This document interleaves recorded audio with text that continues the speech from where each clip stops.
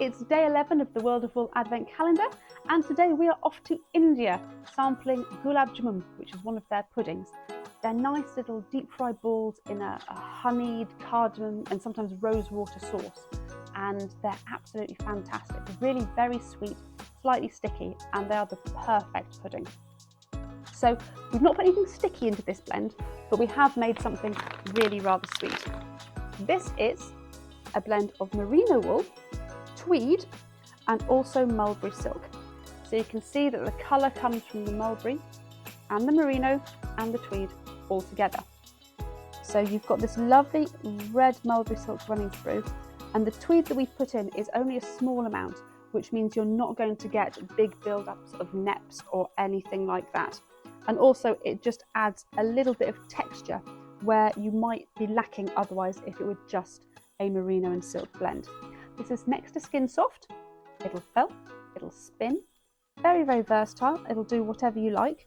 You can blend it further just to really get all the colours mixed up, but they come across really nicely as they are, and they'll make these lovely little strips in your yarn as it's spun. So, speaking of yarns, let's go on to the yarn advent calendar. Now, of course, we're doing British this year, British blends. So we have a superwash blue face Leicester as our base. And just like there are neps in this one, we've got little neppy bits running through here. So this is a lovely warm colour, slightly more muted than the blend, so it doesn't really pop or shout at you. Nice autumny shade, I think. So it's got a really good bounce, and you can see the neps coming through. But again, we've used them in a smaller quantity, so they're not going to pull on your needles or fall out if you use them. They're also quite small, so just like on this jumper, you'll see them dotting against the colour, but they're not going to dominate in any way.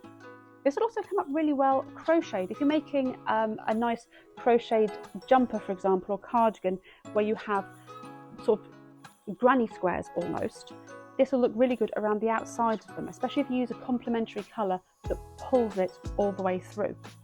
So in terms of the blends, we have a nice gulab jamun, something sweet, and a fibre and a yarn to go with it.